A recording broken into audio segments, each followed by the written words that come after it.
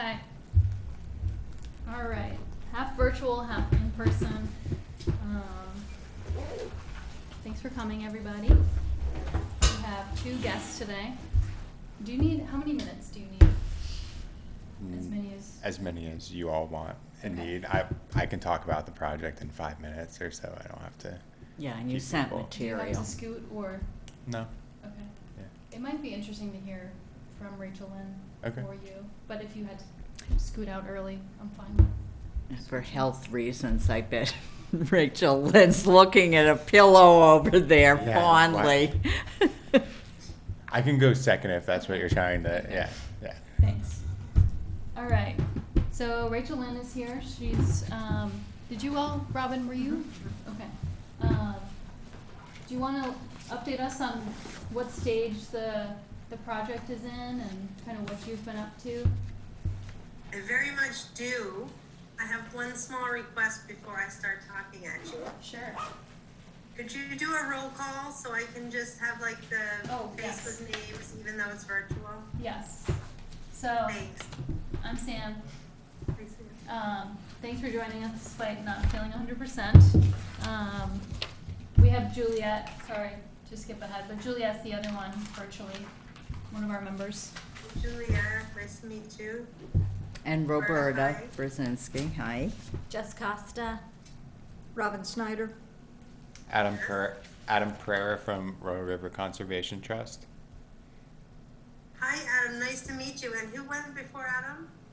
Robin Snyder. Hi, Robin. Hello. Sam, who is new on the committee since I was last year? You know, I thought it was Robin, but I think she had just joined when we talked with you. So we are looking to fill our 7th seat right now, but we Okay. haven't yet. Oh, great. Yeah. Well, great. So, did I hear that I can't do a screen share? No, you can. I can set that up. I can. Awesome. Yeah. Okay, so the things that I was hoping to cover this evening in about 30 minutes, because I know you all want to get on with your agenda as well, It should be good. is to give you an update on where the project is, the next steps, to kind of revisit the initial conversation which we had about 4 months ago, I think, and just see if any of those ideas are still alive, because I don't want to advance old stale ideas that aren't relevant. and then answer any questions that you might have. And so I might start where you might think I'd end, with questions. Does anyone have any questions right now about the Community Resilience Partnership, who I am, what I'm doing here? Roberta. I have a quick question, just for clarification. Yeah. As the service provider, it's my understanding, of course, we filled out a letter of support and sent it to the governor's office. And it's my understanding that in August, that you are sending the paperwork and everything in now, and it's in August that you will find out if you received the grant for. I hope it's in August. They initially had dates that said July 15th that all of the applications would be due. They extended that to August 15th, which was a great relax for me because I didn't have gray yet. And so I will be completing a service provider grant application with your letter of support, New Gloucester and Gray as well. And my application is being reviewed by a fellow grant writer, and I got a few more letters of support that I could tell you about. Okay. Okay. Thanks. Yeah. Any more living, breathing questions out there? All right. So that was a great piece that I needed to introduce. The next step is the application. So with the municipalities that are approaching the Community Resilience Partnership with me as a service provider, there is a team of people that have committed and and offered a letter of support to help make the conversations that we have in your community relevant, informed, and visionary. And so those people include Royal River Conservation Trust, and our Bouvier Consulting is a new one.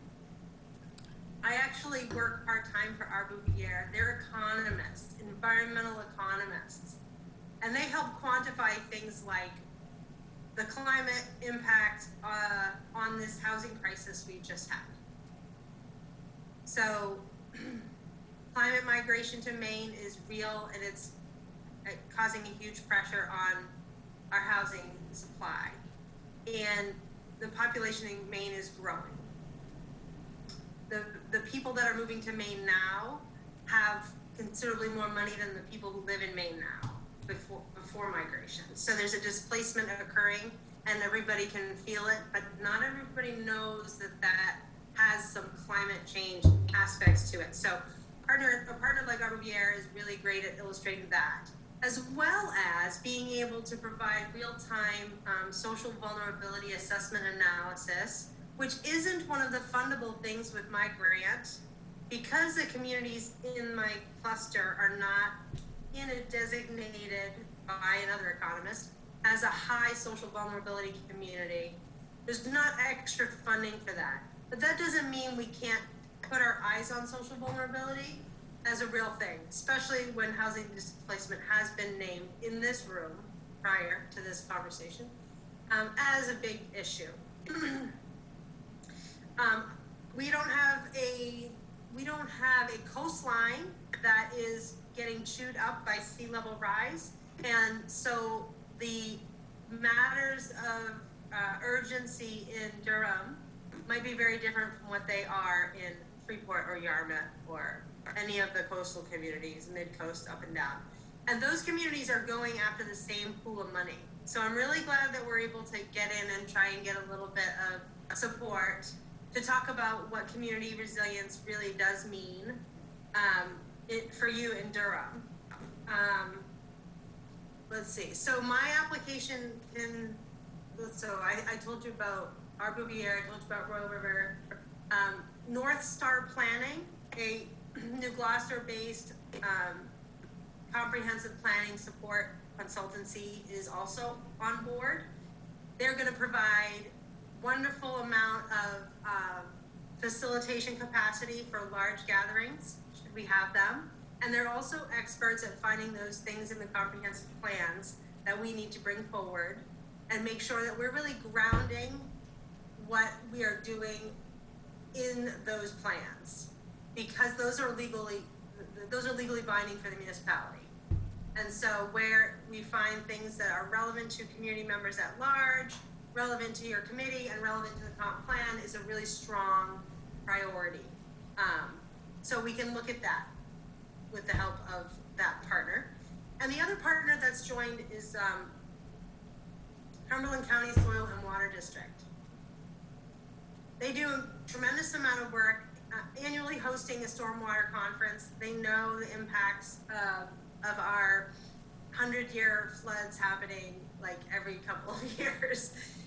They know how to mitigate some of the erosion problems. They understand soil. They just have such a great breadth on community agriculture for food system security. There's just so many cool things that they can offer, and programs that they've been doing for many years that I'm really excited to have them as well. So that's the dream team, and there's a few other people who didn't provide letters of support but wrote emails to me saying personally they'll be an expert on demand should we want that. And that might be a solar energy person. One of my weak links, I guess, for this application is that I don't have an expert in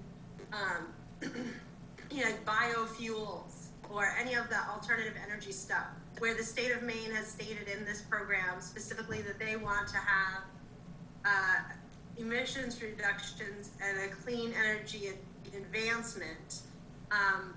First of all, I want to prove on the ground in Durham that that is actual priority before I go find an expert for that.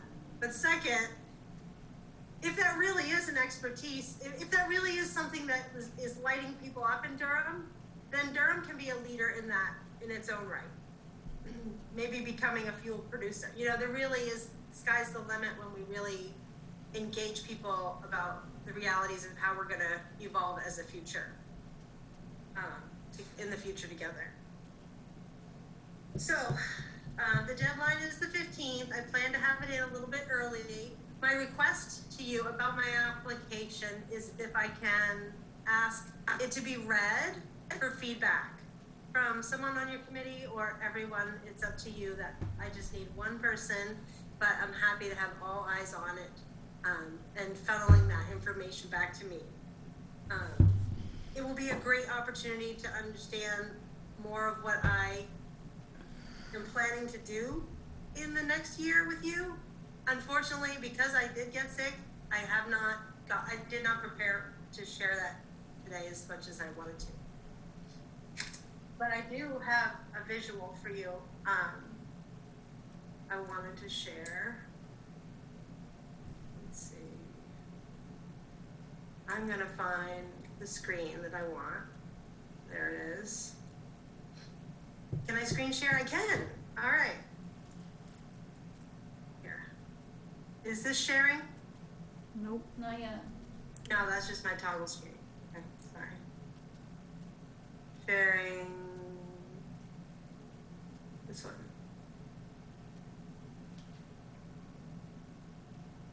That's working, right? It says you're sharing, but we don't see anything. Okay, I'm gonna shut my screen, my video off.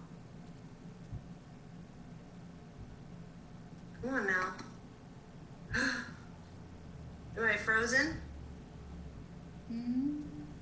There's no video of you, but And there's no video shared. there's no video share also.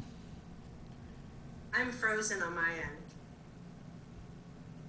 Can you just verbally Very- summarize very for sorry us about that. whatever we're gonna see? Because I definitely have a number of questions based on your remarks thus far. You do? Yes? All right, please tell me. So, starting with the economics group, the environmental economists and the reference to the social impact, do they have any capacity to address household economics in terms of, you know, as they say, kitchen table issues, pocketbook issues? We're looking at utility bills. And that question is related to the topic of clean energy and emissions reduction. Energy efficiency is often referred to as the first fuel. So the cleanest fuel is the fuel that you don't use. So how does that relate to, you know, a project that would be considered emissions reductions? Great question, and it did cut out a little bit, but I love where you're going with it. I've shut off my video so that I don't freeze anymore, and I stopped sharing my screen because of that. Have you ever heard of window dressers? That was an alternative project that I do have a comment about because I spoke to Sam. Well, I don't know if it, you know, this could be all This is a good interwoven. tie-in. Yeah, so we met with Megan last month from Oh, Window cool. Dressers, and we're really keen on the project, and we're going to discuss further today anyways, but Oh, we really good. liked the idea of a project like that for getting involved in the community and kind of an issue that, like you said, pocketbook issue. Yes. So I love all of those types of practical solutions. They meet the community's need.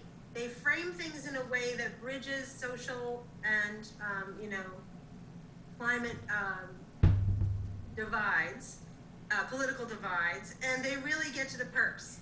And so I love the idea of coordinating window dressers. As I think it definitely qualifies as resilience. And what we'll do is we will introduce this concept at every chance we get. What you just presented as a question, I hope you keep presenting it at every turn, because more and more people are going to go, oh yeah, I love, that makes a lot of sense to me. There is no reason why we need to jump ahead and, you know, get the town a whole EV truck unit for the Right. public works. You know, that stuff is, a little bit off the ground. It's sort of like 10,000 feet away from where people are really at. Yes. So some people in other towns might be there, and if your public works department is there, I've misspoken and I would apologize. But I love this idea. I love the demand side of any clean energy conversation happening before the design and build side. The engineering piece never seems to say, well, how much energy do we really need to be using? Because if we're gonna Right. design a green energy infrastructure at any scale without talking about how much we really need the lights on, like really, how much do we need the lights on? If we're gonna continue with this sort of blind, you know, consumption of energy, then we're not gonna design a truly green system, I don't think. So Agreed. I have a conservative approach to that, and I have a passion for mobilizing on the community scale, having, you know, window dressers help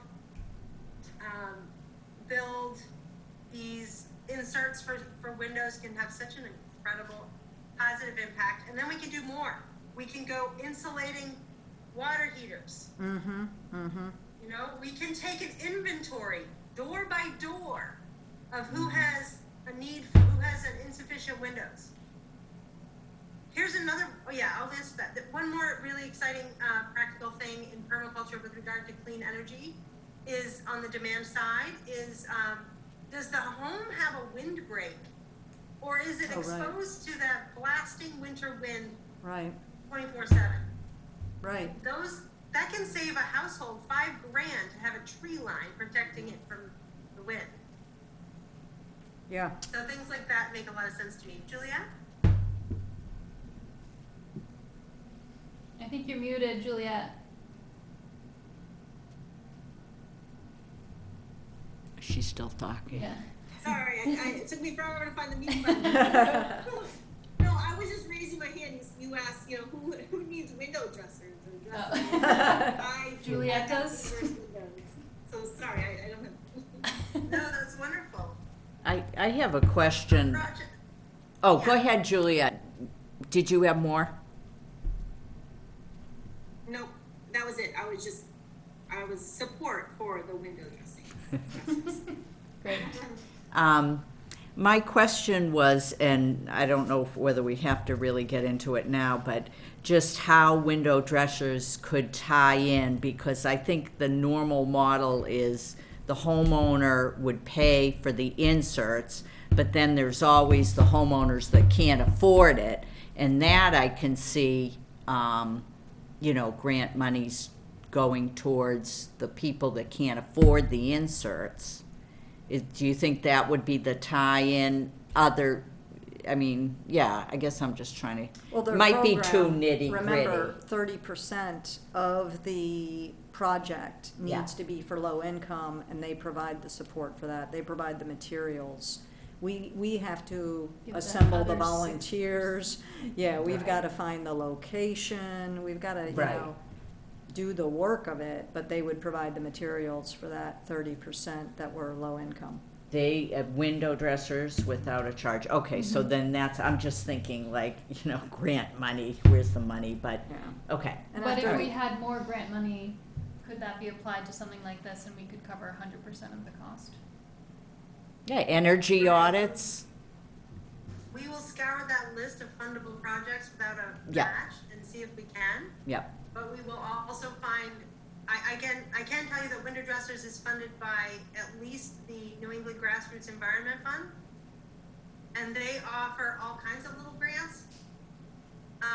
Some of your projects that the state of Maine won't fund, they may fund, especially if you want to programmatize, I said it, even with COVID. If you want to programmatize this and have like a rolling window dressers program happening in Durham, because you can only do so much now and you only have to do so much outreach, but you know, you estimate that you only reached half of the people. But if you want to keep doing it again, maybe you can find additional funds, maybe even a local philanthropist who would invest in something like that. Okay.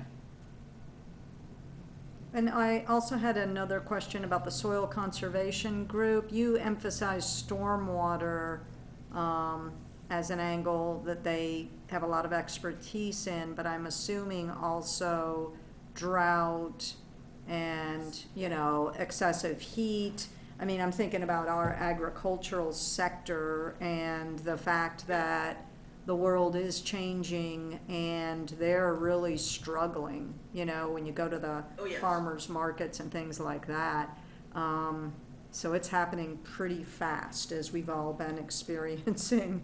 And so getting that type of specialized soil science expertise, it'd be a longer term thing, but I imagine we're talking about shifting crops, maybe even types of livestock, you know. Yeah, this is where my background in permaculture and soil science comes in as well. So Cumberland County Soil and Water District is wonderful, but from a climate activist standpoint, from my vantage point, they're still problematic in the sense that they define agricultural soil as tillable. Oh, And the soil science in the past decade has advanced so far that no-till is by far superior Sure. for drought conditions Yeah. especially. yeah, And perennial agriculture is another option for interesting. not only diversifying crops for Mhm. business resilience of a farm, Mhm. but also just putting those foods in the landscape for the local community harvest, for the food resilience. Mhm. People, there's a small counterculture of people, the permaculture people, the regenerative agriculture people, who are banking their these perennial foods in the landscape and nursing those crops so that they can be planted in more places in the landscape for a time when there is scarcity. Right. Well, we're already Um, dealing with the escalating prices of food, right? So average That's right. people struggling.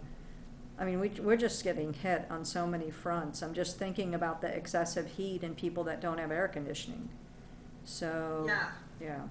Yeah. So yes, these are the things that I really love that you're bringing up. I'm so happy to be in the room with you, Robin, because these are the things that I want to ground this work in, and why I stepped in when GPCOG was willing to step in. I wanted to get in ahead of them and say, you know what, you guys are way too experts. You're authorities on development, and development is part of the problem so far. So Right. let's just talk about the wisdom that's in the community, get the practical projects underway and see what we can get funded. And then if the community identifies a GPCOG level expert, great. But on the soil side, do you know Dr. Elaine Ingham? Do Have you not. heard of her? No. She kind of brought, in the sustainability world, she brought biodiversity to the forefront as a matter of climate resilience. And she specifically does it with soil science. Hmm. She's a professor, she was a professor at Oregon, soil scientist her whole life. She was kicked out, actually, of academia because they're funded by Monsanto, and some of her students' research was making them angry, and she talked about it openly on an international stage without their permission, so she got fired. But she is teaching globally the new soil science, and this year actually, in February, I was certified as a biological, what's it called? I'm so COVID right now. Soil food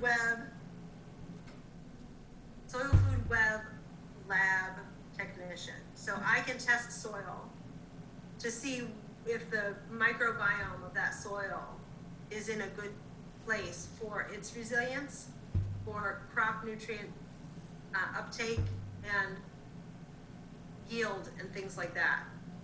But my friends in that Soil Food Web network are consultants in their own right in soil.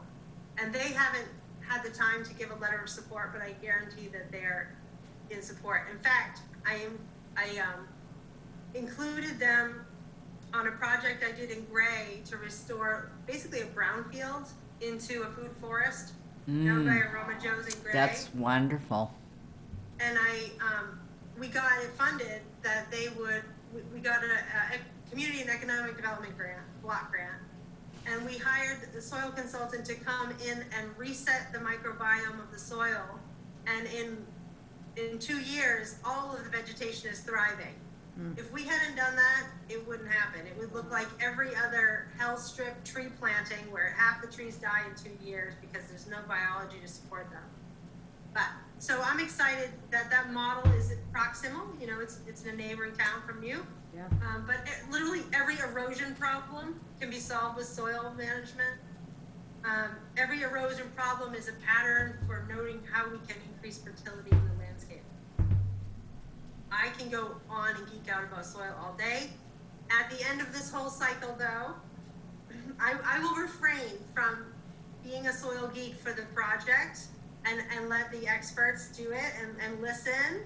But at the end of it, I am really looking for the people who get really excited about soil because that's where I'm going after all this. Yeah, that's great. And that would be the best place, I think, to do it at the end, because I think if it were at the beginning, there would be people that would turn their heads, and that would be that. But by the end, it'll be better. I got a remaining time warning of 7 minutes on my screen. Yes. Yep. I can start a new one after, or you can use that as your countdown. Okay, so I'm gonna try to screen share one more time. Sure. In this 5 minutes. Let's see, stopping video, sharing screen, let's see if it'll do it. Is it doing it?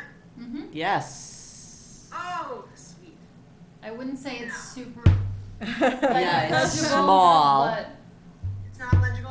Okay, that's all right. Well, it's small. we're just all looking at a laptop, so. It's not full screen on this screen. Yeah, too bad we don't have it projected on the, Oh, yeah. Yeah. He tried. Oh, yeah. Yeah, we'll get there. This is the one I wanted to show you, the timeline. So from September to March, we have a 12-month window to get you to join the partnership and hopefully write your first climate action grant proposal to the state of Maine. This is the cycle from beginning to end. I hope we have a kickoff, an actual public event. We say this is what we're up to.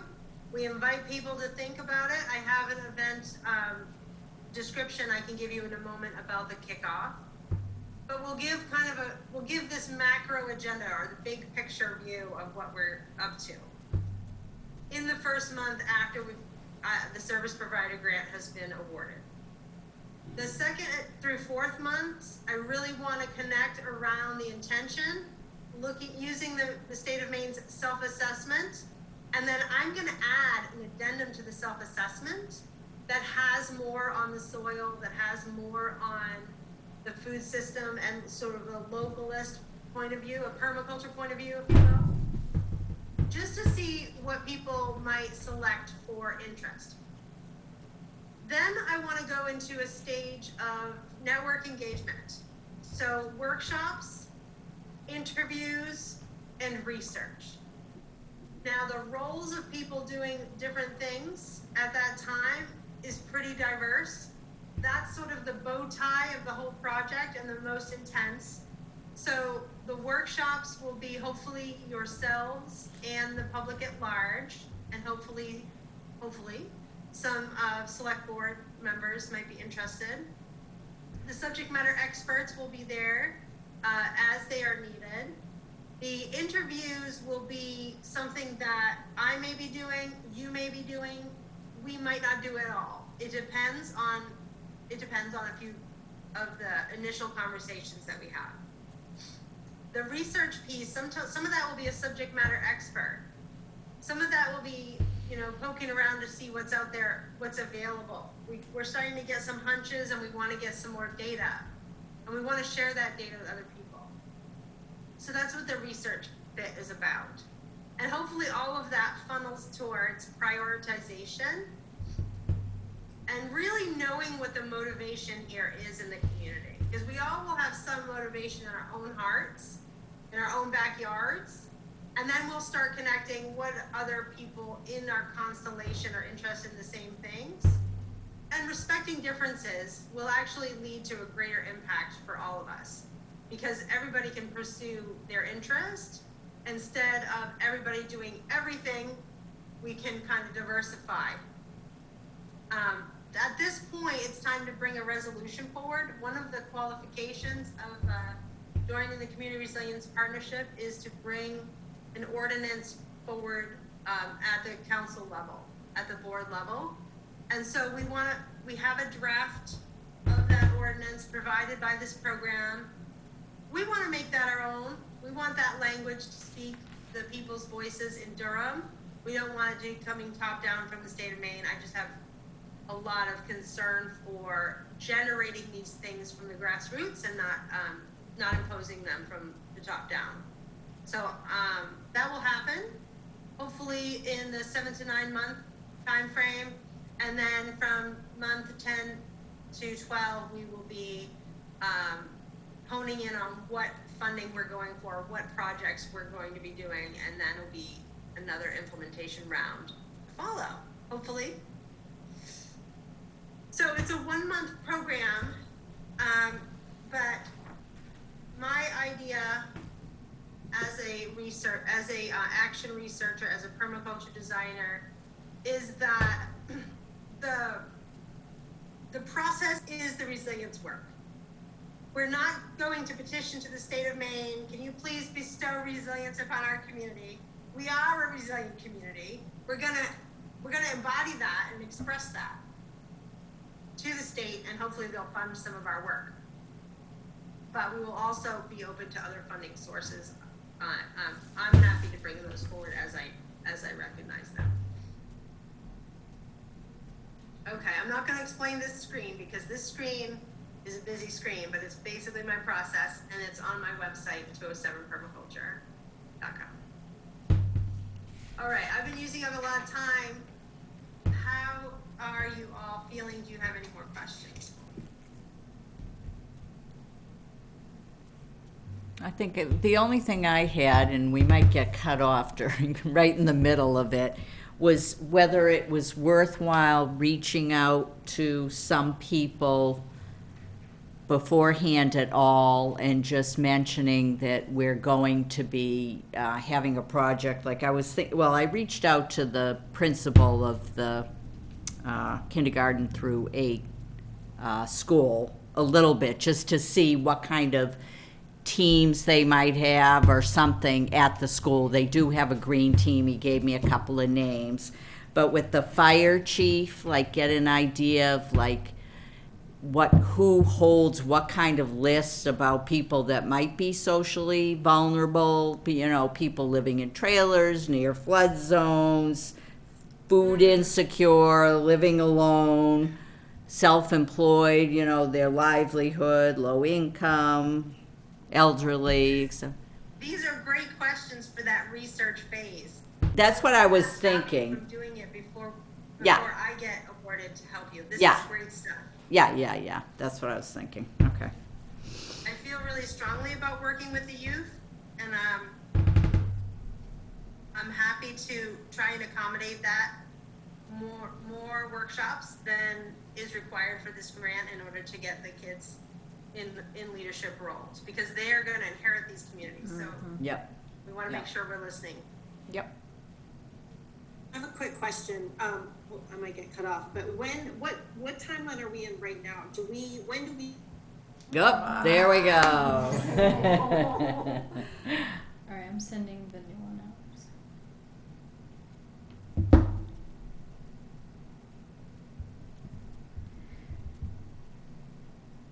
Yeah, I keep getting, ads for discount for Zoom. Like, get on board now, or a discount. I was like, I don't think I'll You use. should send it to the town.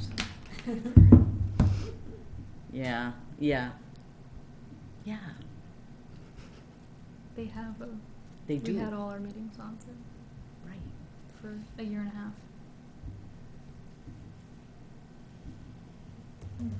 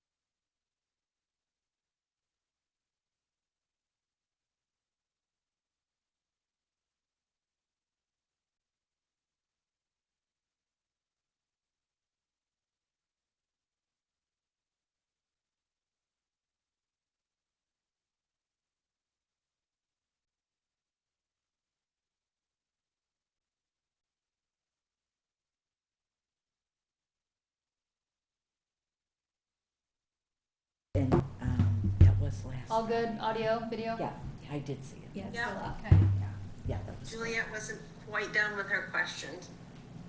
Looks like she's Is she coming there? back. Here Yeah. she comes. Question, Juliet. I knew that would happen. Seamless, Well, seamless. actually, I'll step back a little bit. So is the idea to have a couple of projects, including maybe the window dressers, sorry, and a couple others to throw out to the community to get an idea of what folks are thinking of? Is that what we're thinking? We're doing here, or are we picking one and going forward with that? I would say both and. Yep. So I'm in the business of transforming communities to make them more resilient. And so the reason it's both and is that you have agency as a group. You're already ahead of the conversation. You're going to be hosting dialogue with the community, but not in a way that says, we're doing this. What do you think? It's more like we're having this conversation and we want to know where the community is at with regard to resilience and answer questions that we can't answer. So we're not going to assume we know where the community wants to go yet. And we're not going to only do things that we as a group think are the best things to do. And the reason is that that's the leadership dynamic that created the problems that we have in the world today. Sort of a paternalistic approach. And so I really like the kind of leadership that's dialogue based, that is high participation, high engagement. And a lot of people would say, I am naive about that. Like, that's not how things get done. But by golly, I've seen a lot of things get done that way, and I like it. Okay, so when do we need that plan by? I think 10 months from September. Oh, So okay. next year, this time, Okay, should know. So we are applying for a grant generally, and then we're gonna figure out how to use the money if we get it. Is that? Yeah, so there's two Okay. grants. The state provides a grant for service providers. That's me.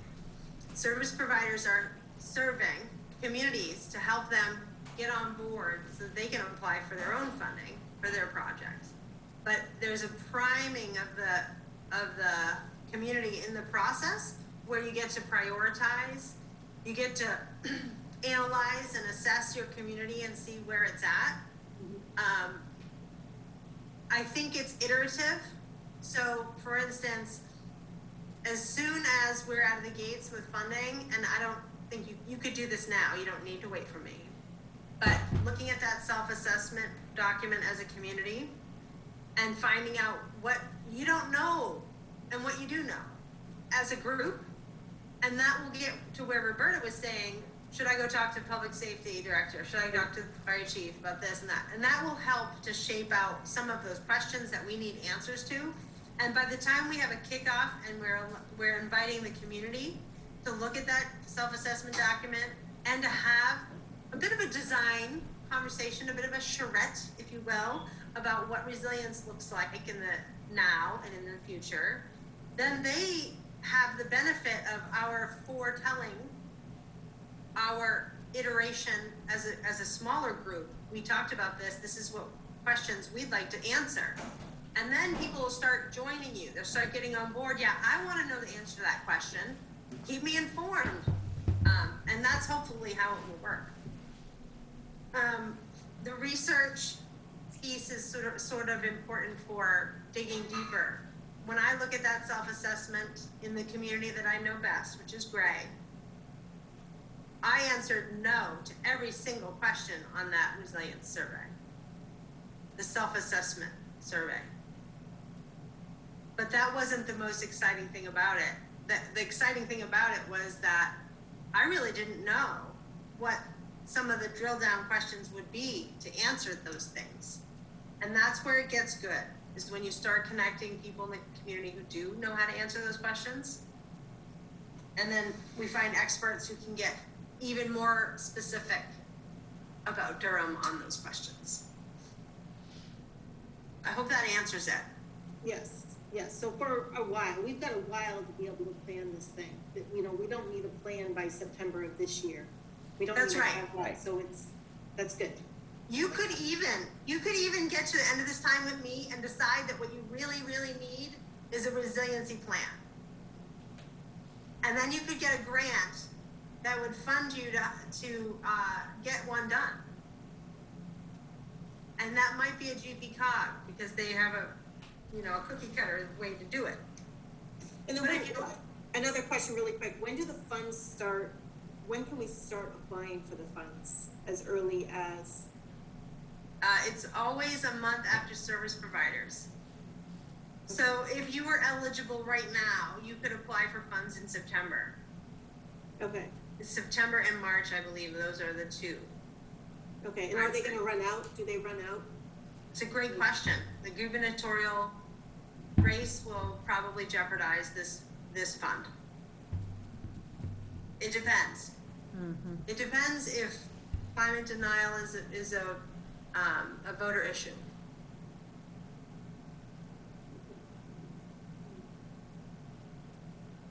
But for me, On that note, shall we leave that where that is? It just got really like gloomy and what, gloomy? yeah. Oh, well, resilience is deeper. I mean, this is the first time a state has funded.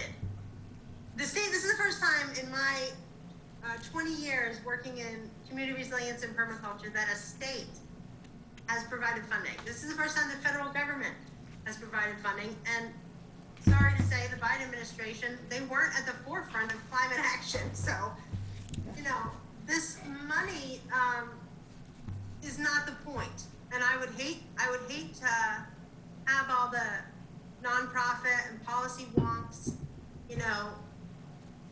getting in there and getting all this money. Like, it's not about the money. It's about the community resilience. So we don't want to lose sight of that. There's a lot, like in the same vein as Robin was asking about clean energy. The energy you don't spend is the cleanest energy. I love that. The community resilience that we have already is the best community resilience that we're going to have in the future. But if we are thinking that we need outside experts and leaders to get there, we're kind of not going to get there. How are we doing? I am feeling tired and I might be Yeah. punchy. Okay, Yeah. that's fair. Energy. Yeah. I'm sorry. No, I can't believe you powered through that. Okay. Well, thanks for Thank you, thanks for Rachel. attending. you. My pleasure. I'm going to stay on because I'm so curious what Adam's going to talk about. Sure. Okay, and hey, feel better. Thank you. There we go. Okay. I will keep it semi-brief or brief. So I'm from Royal River Conservation Trust. I'm also here on behalf of Maine Farmland Trust. And we are working on a conservation project with Dave and Chris Colson and New Leaf Farm at the corner of Davis Road and Chesley Hill Road. Their property is 80 or so acres, and we're working with Maine Farmland Trust to place a 74-acre or so conservation easement on their land, which would include their woods and their fields. Their fields are about 25 acres, and their woods are about 44 acres, and they've got their house and some farm infrastructure making up the rest of the acreage. And so Maine Farmland Trust is leading the project in the sense that they're doing all of the pre-acquisition work. So all of the coordinating the survey, the project management, working with the Colsons for the most part on the actual terms of the conservation easement. And then Royal River Conservation Trust will be the holder of the conservation easement, which just means that it's our responsibility to monitor and enforce the easement. And making sure that the terms are being met. And so Maine Farmland Trust has 50% of the funds to purchase the conservation easement. You can either purchase a conservation easement or have it donated. In this instance, we're purchasing the conservation easement from the Colsons. They've already donated 23 or 24 or 25 acres, something like that, of Chesley Meadows Preserve to Royal River Conservation Trust. So they've already been more than generous. And so we'll be purchasing the conservation easement from them. So we're basically paying for the appraised development value of the property, since we'll be taking that development value off of, or we'll be restricting the property so it can't be developed. And so Maine Farmland Trust has 50% of the money, and the other 50% of the money that we need would come from Land for Maine's Future. I might have talked about it last time I was in here, but essentially the state has $40 million. They've already spent a good amount of it, but this was the first year. And this is the funding round for working farms and forests. So that's why the Colson project is being submitted right now. And so Land for Maine's Future would pay for the other 50%, but what they really prioritize when they're looking at applications is municipal support, or the demonstration of municipal support. Last night, I gave my kind of overview of the project to the select board. They were unanimous in their support of the project, and thought that it was a good thing for the community. Rachel would probably be pretty happy if she got out there and tested the soil, I think. But it's a really special project. Sam probably knows much more of about the farm than I do. I kind of know more of the contextual factors as opposed to the on the ground factors. But the farm itself, Dave and Chris have been farming it they farmed it commercially for 30 years, and they've been there for 40 years. It's really important to them that the next people who own that land farm it.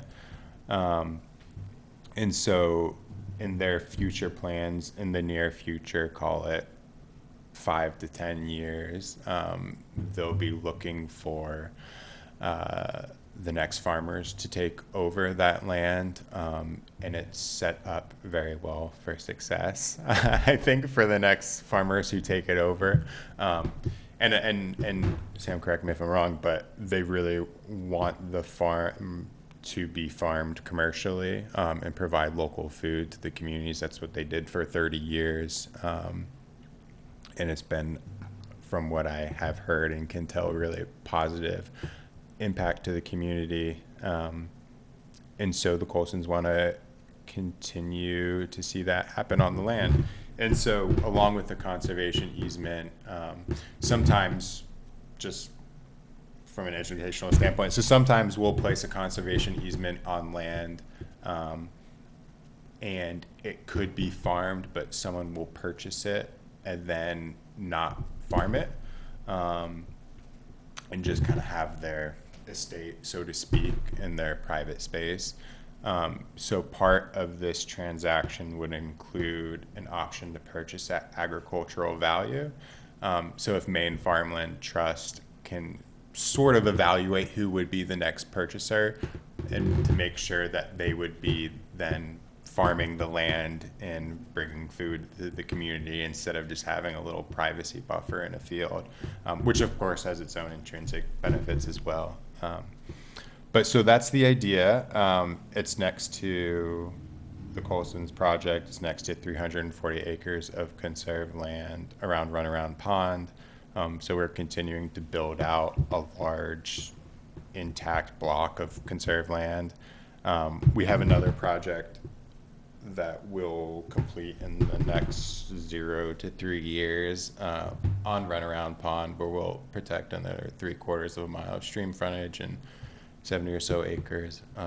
So positive things are happening in that area of Durham, which is really important because when you zoom out and look at Greater Portland, or you can classify it in any which way, we've classified 20 towns as Greater Portland. I know we're next to Lewiston, Auburn, and all of that. But when you look at Greater Portland, you look at where are the largest blocks of unfragmented habitat and undeveloped land, that concentration is right in Durham, or part of it is in Durham.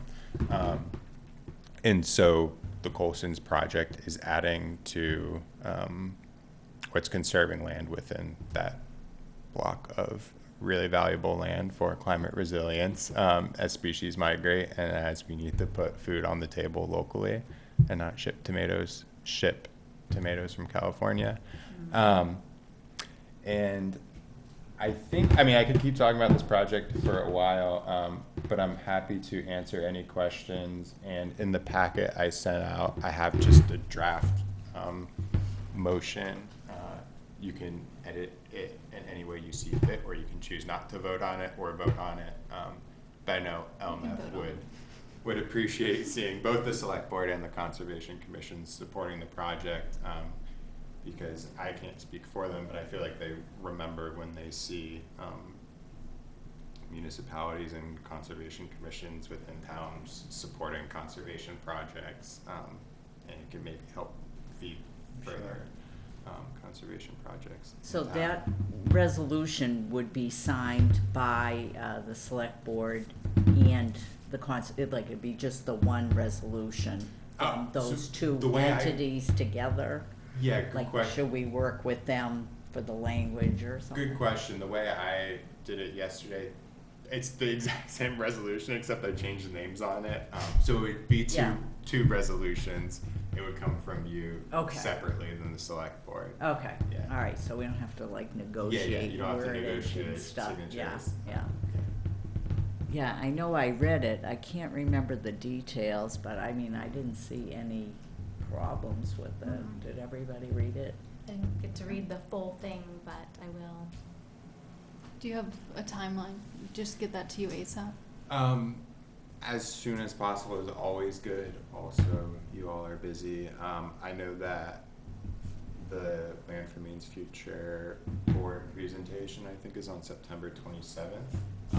So you have a large window in Yeah. order to get that letter. And I think I sent it in a PDF, so I could send it in a Word document just to make things easier. Yeah. Or, We just meet once a month, so I wonder if it'd be a good idea to have a vote that we are going to write a supporting resolution to at least, take that home with you, that we're gonna support a resolution to put the farm and environment under easement, and just start with that. Should we? You want to vote on it? Yeah. All those in favor of supporting this easement? And do we have to second? That's the motion. Second the I motion. second. Okay, all in favor? How many were there? Yeah, I'm sure that's on there. Okay, Yes, there we go. great. We'll work on that. Yeah, and what Rachel was talking about makes me think of another semi-related topic, which is that we have no board members in Durham. So in terms of understanding community needs and yeah. what types of projects we should be looking for and what landowners we should be speaking with to advance certain interests of the town, what the community needs. points, we do our best and we talk with folks in town, but it always helps to have someone on our board advocating for the town and expressing the town's needs. So the select board We're mentioned gonna it have last. to put Is there an our opening, thinking or caps. is it kind of not capped? The amount of It's not, we don't have a capped board, so we Okay. could add. Is that something we could put in our rotating announcement, that, you know, we're helping to raise awareness about the opportunity? Does that make sense? For us to do that, I don't know. How do you feel about Why if we not? just put it You out just mean in there? person, like Or should we just have private conversations with people that we think would be a good idea? Joe's here. You missed our vote. I We was like, what's passed going it. on? We're supporting, we're gonna have a resolution to support, you must have read about the Colson Farm. Everyone saw it, yeah. Yeah. I Yeah, to support it. We don't have the wordage yet, but we, Mhm. yeah. Yeah, it's like one of the Okay. best spots in town, so. And there's blanding turtles associated with the river there. so- Yeah, Yeah. yeah, I don't know if anyone's seen any of them recently. Yeah. You might know about that, but. I don't know if it's been spotted recently, but I know it's been recorded, but oh, with get a that. mic, Charles. Is that Thank Joe? you. Joe just showed up. I'm here. I was like, who is this? Yeah, I don't know. It's just with the land use further downstream, mowing as close as they do to the water source. It's not sure if like what makes it up there, but either way, it's really great because it's a lot of good co-occurrence on our beginning with habitat model, and it's just awesome. So Adam was Personally- just saying, oh, sorry, Go ahead. that they could use a Durham representative on their board, and we were Mhm. just talking before you walked in about how do we help them find that person. I think private conversations would be more suited as Yeah. opposed to Yeah, kind of broadcasting it. Mhm. Because then you have to, people that might not be suitable will come forward, Flood of and then you people. gotta, like, what's the time? Awkward. What's the time commitment? So our board has meetings once per month. Mhm. Typically, board members then serve on a committee as well. So whether it's land acquisitions committee, or stewardship committee, or a fundraising committee, that's our big three. So it's kind of the commitment right there, and then obviously prepping and Yeah. yeah. Is it a Cool. conflict of interest if one of us were on the board? I don't Or believe applied so. to. We've had folks be on select boards, planning boards, yeah. all sorts of boards in different towns. I don't know. I think it would be more up to your policies than our policies. I don't think our policies would prohibit that. Mm-hmm. Yeah. So I'd be inclined to volunteer if it wasn't a problem with our policy. Love taking stuff on. You know. I know, I'm thinking If it's just Joe's- if it's just two meetings about- once a month, but You gotta have He's the got the knowledge, and you have the expertise. knowledge, that's He's the got a thing. ton of- Not everybody has Mhm. that, 'cause I'd be useless. Not my area. But yeah, that thought popped in my head, so I thought I would share that. Mm-hmm. Yeah. Mhm.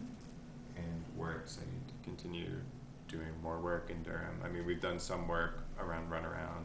Mhm. Like you said, it's a hot spot, it's a critical area, It and is, so. yeah, I mean, I so read many- your letter and it's just. Oh, sorry. Go. Yeah, no. It's- I read your letter and it's just like I was like those are the things we've been talking about just in terms of like development pressure Yeah. and the fact that it's got a lot of uninterrupted habitat. We have a fairly robust zoning for most towns in the area, and it might even be changing. So like being able to get conservation on the landscape, and we know that our town has indicated that they're really pro-conservation but also pro-farming, so like partnering with the Maine Farmland Trust and being able to be like, we know that in perpetuity there's going to be a lot of conserved land and farmland. It just meets really well with like the people of Durham's desires for what Durham wants to look like, and like 2018 was our comprehensive plan, so we know that these data are not that old in terms of what people are looking for. So Well, it's really good that your town is, we're one tool in the toolkit. And it Mhm. seems like your town is leveraging all the different options to build a resilient community. yeah. Right, we're gonna be having more engagement than we have had in the coming months, so we'll be Yeah. meeting people that might fit that profile. Mm-hmm. But yeah, I mean, you can see our beautiful map behind there. There's a lot of green. Yeah. So There it is.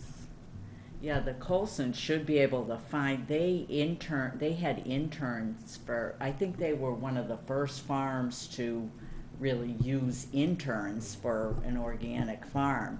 So they did it for years and years and years, so, it'd be nice if some of the people they mentored. Yeah.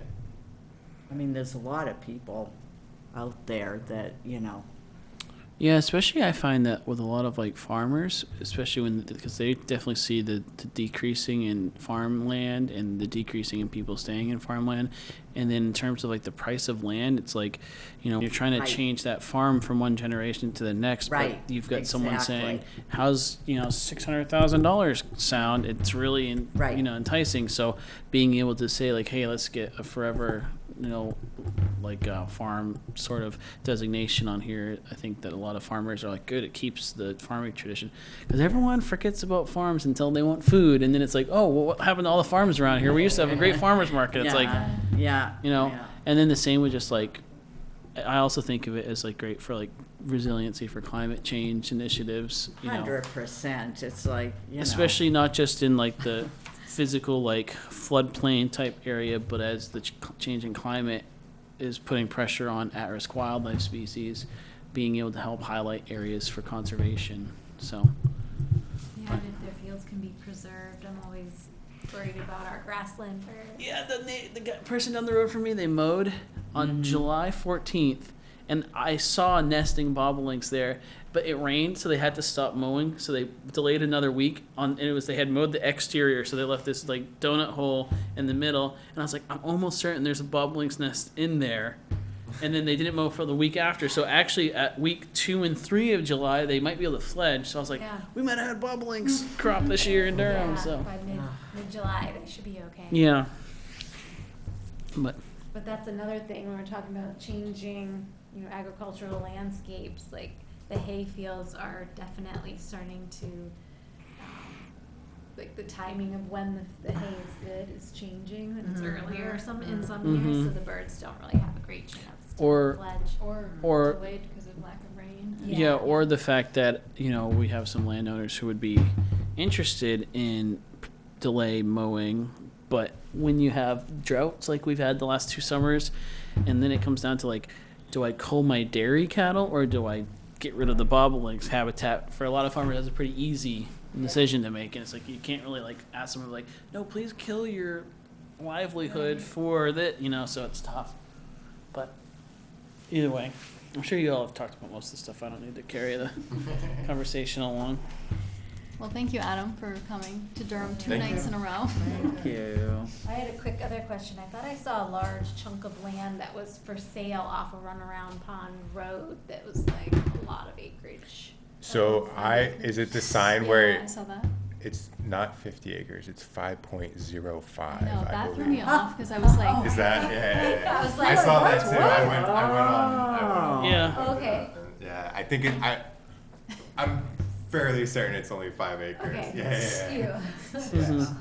Um, There is But- one. Oh, sorry. Go ahead. Oh no, I was gonna say most of I probably say this every time. Most of our conservation projects come from community members telling us about things like that, Mhm. and because it's a lot different when you're talking to your neighbor than when I'm talking to your neighbor. Mhm. So Yeah. Yeah, I know that. I just checked today on land for sale in Durham, and the largest parcel is 148 acres, and it's on Plummer Mill Road. It is actually got like a nice strip of resource protection going through the entrance of it, and it's held by a development company, but it's like they want like $1.3 million for it. And it's like, but the side north of the road, I think that it hasn't sold, and the side north of the road I think would be hard because it's like a smaller parcel there, but there's so much wetland there that you could not do a cluster subdivision because you wouldn't have the enough upland for the open space. So Rachel, in your economist data, I don't know, it's just an interesting, I'm sorry, I didn't realize we had. Rachel Lynn are on there. I'm sure Maine Land Trust could provide some interesting data on the cost of protecting land since 2020, and how land prices have doubled, and how it's making it more difficult to, I mean, the effects of, yeah. Wow, that's interesting. Yeah, that is really interesting data to actually put in with the migration data. Mm-hmm. Anyways, just Lots thought, Thank you for that. Well, Any questions for Adam? Nope. I just had, sorry, I know these have probably been asked already. The nature of the easement, is it like similar to like Forever Wild? Like it's like, no, it's in perpetuity, Okay. conservation easements Okay. in perpetuity. now, For the oh, sorry. next, 100, 200 years, I Mhm. don't really foresee that many issues with that. Yeah. But 500 years down the line, Ye- 1,000 years down the yeah, line, yeah. I think there's going to be legislation that probably deals with that issue at a further date. Yeah. Um, Yeah, and with your, the conservation, go ahead, Well, sorry. no, I was gonna say, right now, in order to, you'd have to, if you wanted to extinguish, say, that conservation easement, it would have to go to the Attorney General of Maine. Mhm. And so it's pretty difficult Yeah. to do, but. Now, with that conservation easement, does it allow, is it more of like a completely hands-off preservation model, or does it allow for some sort of active management if they wanted to, improve wildlife habitat and stuff like that? Yeah, so. Because I know Chris some are Colson- different, yeah. Yeah, Dave and Chris Colson want the land to be farmed. Mhm. So it would continue to be farmed, up until 2014, it was commercially farmed. Mhm. And now on a much smaller scale. But so they want that to continue happening, and then, of course, there are all the benefits that come along. I mean, I assume that they will find farmers that care for that land, and that Mhm. tradition will pass down on that farm. There may be some terms in the easement that help promote that. And then, of course, that's just the 24 acres of fields. Then there's the woods, which would possibly have a forest management plan that would have to be required for it. Mhm. And so I kind of lost what your exact question is. It will be. Yeah, And the idea is for it to be farmed, but of course, there are all the other benefits that Yeah. a working farm that's well managed provide for habitat. Yeah, because biodiversity. my question is just, I wasn't, not that it changes my opinion Yeah. on whether we should support it or not, because I'm totally in favor. But just, I know that for like some folks I know that have the easement on their woodlot, they are allowed to, go in and say, we'd like to do some habitat management, which would include forestry. And others are, their easement is just like purely a preservation model, no touch. So I just wasn't sure Yeah. what this one was. The preservation no touch is pretty rare. Yeah. Typically, it'll be more of the route of, if it's a woodlot, you need a forest management plan. Yeah. And some easements to strengthen that will say it needs to be approved by the holder of the conservation easement, so that if a land trust is holding. Yeah, because I know some people had done that before, so the holder was like, yeah, no, that's fine, because like Yeah. there was a farmer who was like, he was doing some, firewood and a little bit of maple syrup, stuff, so doing some little management. So I was just kind of curious. Yeah, So good cool. question. So the farm has been certified organic since 1983, I think. I don't know Yeah. if you have the That's number. Is it a gonna long be a time. stipulation that it continue to be certified? Do you I'm know? not sure. I don't know. Is that possible? I would Put in the imagine so. language, yeah. Mhm. Yeah. That's a Yeah. good point. That's yeah. I mean, you know who to talk to. I could just ask Dave, it's a lot yeah. of Yeah. work. Yeah. Well, do we have time for other Feel free to. agenda items? Okay, I'm gonna, Yeah. I'm gonna. Thanks steer. for coming. you. Thank you for coming. Thank you. Good to see you. You too. And we'll get that letter out. Yeah, you'll send us Yeah. the Word. Yeah, I'll version. send you a word Okay. version. Yeah. You too. Fantastic. Okay. Perfect. Awesome. Thank you. Thanks, Gal. Thank you. All right, we have 6 minutes left on the Zoom. Yeah, Juliet's gonna lose out on Let's this. go. Bye-bye. Thanks, Rachel. Take care. You. I sent you an email already. Bye-bye. Oh, fantastic. Bye. It's cool that we have microphones now. Go to 8. We go to, yeah, I can make a third meeting for you if you want, or you could kind of. So I would love it. Yeah, if we're gonna continue to 8, we only have 6 minutes left. Yep, I'll make another one. Mhm. Yeah. Okay, sorry. Thanks. I'll start one now, how about that, so it's ready to go. That sounds So, great. Okay. Yeah. is this like live stream then, or? Zoom, it's just- Oh, okay. Rachel Lynn had COVID, so. Yeah. Oh, bummer. Live streamed. This is. The audio is live streamed though. on I wasn't the sure- channel, Yeah, I wasn't sure if we On get the that stuff channel. set up now or whatnot. So cool. The other thing on the list was the FOIA requirements and kind of the discussion around that, which was an interesting response. Which Yeah, there's we should a. pick that up and we should talk through that, because I have more information. So I don't know. Share if- what you You want to say a little bit about the background? Yeah, what's this? I don't even know. So I know what FOIA is, but originally, yeah. There's a Select board workshop. to see if the town had access to Outlook tools. Mm-hmm. And he basically shut it down and said, because we're government email accounts and FOIA, we're not able to have collaboration tools like that. Like, you can't edit a document outside of a meeting time, which, Well, as I- Robin's face.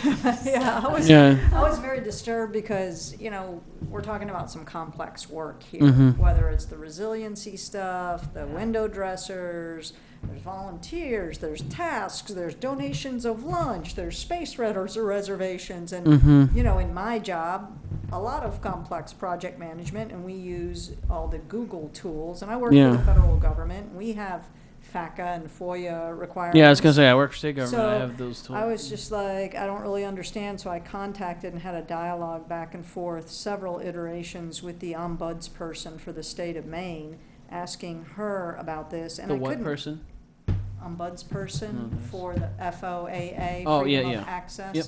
Juliet, I'm gonna And she turn this wouldn't off give and me start a new one. a straight answer. Hmm. She just wouldn't give me a straight answer. I just said, you know, are you saying that if these are tasks related to a nonprofit volunteer project that doesn't require, you know, local funds, that we can't use these tools? And she just wouldn't answer. So then I said, well, let me try this a different way. So I contacted window dressers and I said, you're doing these projects with all of these communities over all of these years. And she's like, yep. And I said, and they also have to organize the volunteers and the tasks and all that. And she's like, yep. And I'm like, are there any FOAA? And she was just like, what? Yeah. And I said, well, would you do me a favor and reach out to some of the communities that you're actively working with?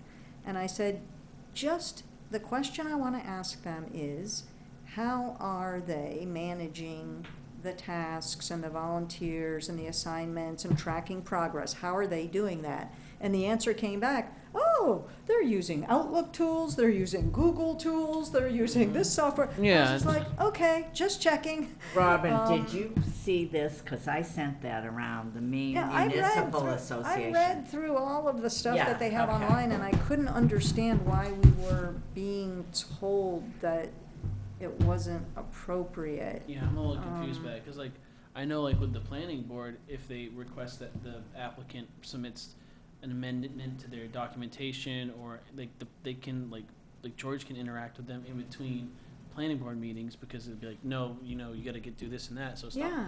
So Maybe it's they're like It's confusing impossible to- RPA work with the window dressers project. I I don't. told him, I responded and said, we're just looking to kind of keep track of things, contactless to do this. Right. I mean, it's not, so I would think it's if not like there we're- was a FOIA well, first off, we request- can't vote on any. We don't make any Right. policies anyway, so it's not like we're. Right. Well, we are a group of business. volunteers that are trying to do something for the Yeah. benefit of the townspeople. So I was just, And because if we wouldn't that aren't, our yeah. email accounts extend to the documents within Outlook that we're using?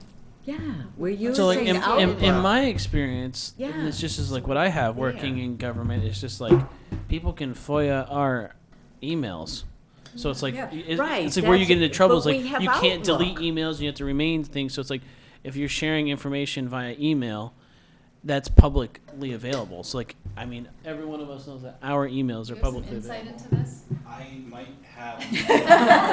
Please. I might have a few technical things. Sure, Um, we're all ears. because I know how we're currently set up. So right now, with what we have for your emails, they are what is called Exchange Online Plan 1. It's not 365. Okay. Right. 365 includes your PowerPoint, Excel, and Word. Right. There's an associated cost with that Yes, that I don't have a budget for. Right. Yeah, I Do you know went what through the that cost in is, our. or it's very It for us, it will be roughly $18 per person per month. So you can see how that can add up. If you push for it, maybe the select board can consider it. I'm for it. But right now, all committees. All Yeah. I mean, I'm very shocked that we don't have the ability for Durham to operate with cloud-based resources, because it's Yeah. like, it is 2022. Yeah. Do You you have know, a sense of how many town emails there are? Like, who would require? there are currently 56 email licenses that we pay for. Not all of them would need access. Not all of or- them would. And we can dole it out to people that either request it or need it, especially the people that are on committees who would be doing the most collaboration. or what about even just like one per committee member having it, you know? I feel like it's But an then all you or can't nothing. collaborate. Yeah. Yeah, There's a and, way, because some computers here have it, but it's a computer-based license. right. So it's just right, that computer. Right. We would have it be account-based, so your Yeah. accounts would have it.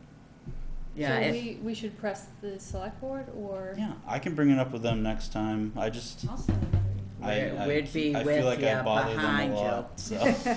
So do we. Well, it's just, these are the kind of tools that you really do need, I mean, to 100%. operate in the 21st century, especially when you're dealing with partner organizations, and it's just like, you know, you can't have a meeting, be like, oh, let's go have a meeting next week to talk about who is willing to sign up for a volunteer sheet. Right. Because some of that stuff is so dynamic. It's like, Yes. all the time I don't make a commitment, and then I have something back out with something else. So I Sure. go Yeah. online and say, cool, there's an opening, Sure. sign up, you know. Yeah. Or Yeah. even just, you know, without you having to go to the Eureka to see how many people are there. You're like, oh, I know I'm filled today. Right, Or it's like, absolutely. oh, Joe got COVID. We need someone to fill in. You know, that sort of stuff. Yeah, It's for just- us to have the worksheet of the different organizations, because I already reached out to Shiloh, I've got a couple of other organizations that said they would be willing to volunteer people, but I want to share that information with you and have a Right, right. dynamic. You guys see that, and then you're able to say, hey, so-and-so said they're gonna have Yeah. volunteers. Cloud-based Are you res- guys interested? And it kind of starts You creating have momentum, to. but it has to be. Yeah. Cloud-based resources are so useful too, just for like, then we can know, oh, Eureka is taken today because it's Yeah, marked down. You know, yeah, that versus would be like, really nice. What a concept. Julia, is this something that you all have talked about with planning board at all? You mean like sharing of documents between members? Yeah. Like the broad idea of that? Yes, we have, from back in the day when I first started. It's Uh-huh. always been a very gray topic. Like, Sure. what can Yeah. we do and what can't we do? Mm-hmm. I like the idea of Office or Outlook 365, but I feel like it's almost doing the same thing. I mean, we could share a document too, right? It would, you know, we don't need to have 365 to share a document. We can still do that. I think it's the process of doing that.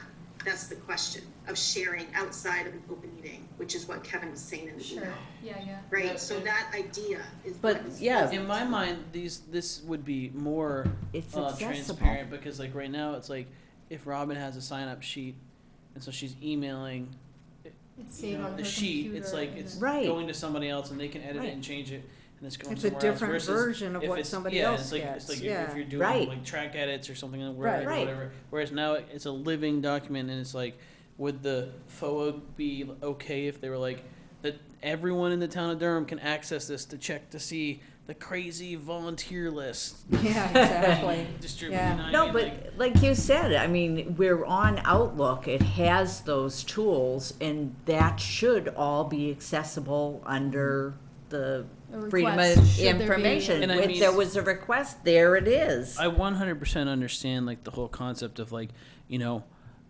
especially with like select board, like they shouldn't be having deep policy conversations via, email or whatever, because they're voting on changing policies and stuff like that. So I can understand saying like that needs to happen in the public sphere, but stuff like, hey, can you volunteer on Thursday? I Like feel on like we contact can. list for window dressers. So I don't know. right? Yeah, I don't know if there's like some training that talks about like things that are FOIA-able versus aren't, or things that we're concerned about, because it's like, Yeah, that's my point, like, I don't know what we can and can't do, right? I'm not clear on all of that. Mhm. And maybe it would be a good idea, does anyone know anyone else in another town nearby that we could like, I do. what do you guys do, right? Like an active town, Topsom or Mhm. Gray, That's or, what you you know, did. like. Oh, yeah, how that's do what they- Robin already did that, and they're all using. They're all using these Like, who'd you Google talk to? and Microsoft. Like The what young town? woman Megan, the they windows are? dressers Well, it's not rep. a DCC, but nonprofit programs. Right, I know some people that are in select board of nearby towns. I could ask them. that would It's be worth great. asking. More information is, Yeah. the more the better, but. And you don't think, Robin, that the Maine Municipal Association is having a whole workshop at the end of August on understanding, how do I you just pronounce think it's it? overkill, BOA? just like I said, because some of us already work for government and we're already obligated through FOIA, to provide public access Yeah, I don't to even know- decision. And there's like task work on projects and then there's policy work and it's different. Right, And so task it's, work we're not versus doing policy. In terms of FOIA, like no one's ever talked to us about retention schedule of emails or anything like that, which is normally there's a policy if you're concerned about FOIA. It's like, you can't delete emails pertaining to this for 5 years. And, Right. like, I mean, at our department, it's like this paper record has to be kept for X amount of years and this version has to be kept for this, So it's like that's where you get these. Everyone has a filing cabinet with dusty things from the 80s. But It's it like- was explained. Yeah, but it's like explained to staff that this Yeah. is your expectation. It's like I was given the email address and no one was like, hey, here's what needs to happen. It was just one day when I shared opinion, like, I think that this is what we should talk about at meeting. They were like, whoa, you can't do that. I was like, I'm just dictating what I'm going to say at meeting. Like today, it's like I was confused because I couldn't make the meeting, but I said, I support the letter. Does that mean that, I just violated Freedom of Information Act? But it's like, but no, because if someone called up Durham and said, can you give me Joe's emails? It's, Hey, Cool. Roberta, what were you saying? Is there a meeting at the end of the month regarding this? somewhere? Yeah, Maine There's a Municipal workshop. Association has a workshop, Understanding the Freedom of Access Act, workshop webinar, Wednesday, August 31st. Juliet's getting her pen out. She's making a Registration, note. 1:30 to Favorite 2. Webinar, so that's. Yeah, I'll send it, I've sent it around. Devin, are you the new IT person? Oh, cool. Nice to meet you, Devin. I've seen you it's like the guy from Wizard of Oz in the back. Yeah. I've seen you before, but it's like, Sorry, Roberta. I'll continue. send it around. Attorneys and staff from the MMA Legal Services Department, Jack, somebody, town manager, town of Dover, Foxcroft, who should attend. Municipal staffs, public access officers, and elected and appointed officials. Overview, including open meeting requirements, why FOA requests are filed, and how to handle them properly.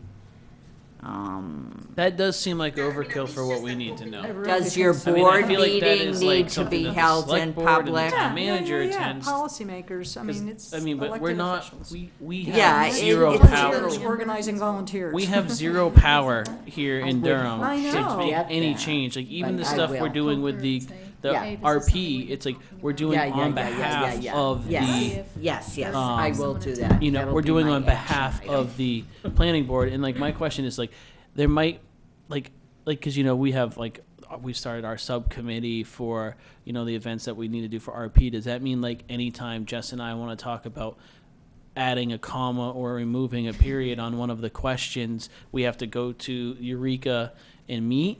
And it's like if it's just like that makes things a lot more difficult.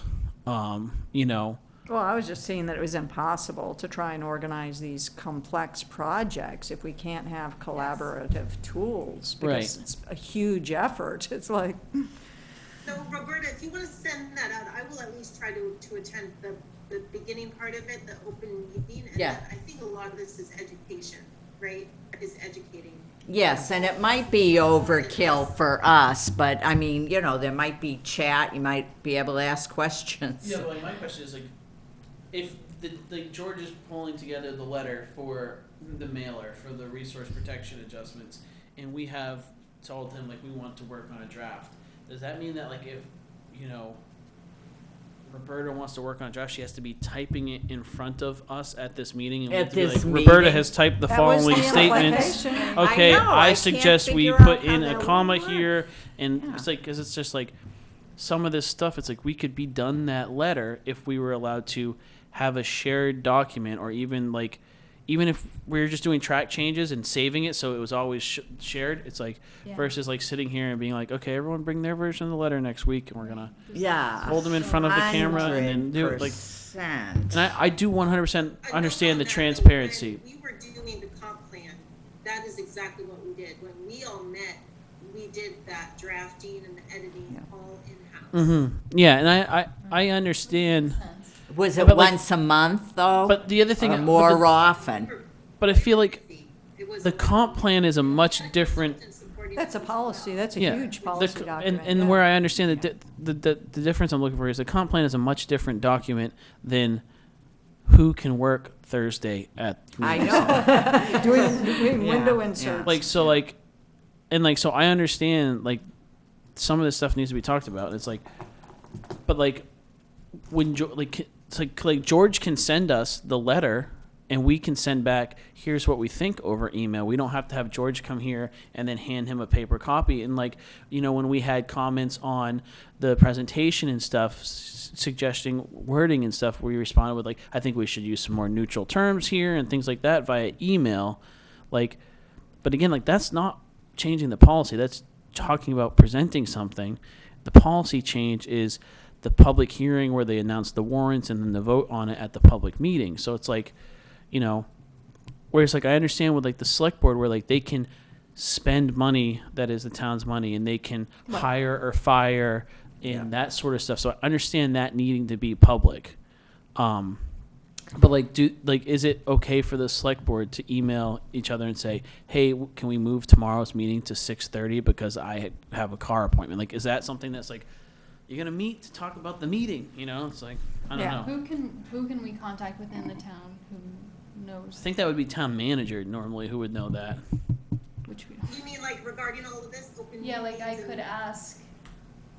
and just- Honestly, I think we all need to be educated. I really feel Yeah. like that. Like that's I what I'm do talking too. about. Yeah. That seminar, I think we're all gonna get a different version of what needs to happen. So I think we just need to hear it from this lawyer, whoever's Sure. presenting, you know, and then I maybe really bring do. it We back can to ask the town. others. Yeah, even to get, I think it's helpful, wrap up though, just so- to have the vocabulary and everything, you know, to attend that, just to have the online vocabulary, know what questions to ask, how to, you know, word them.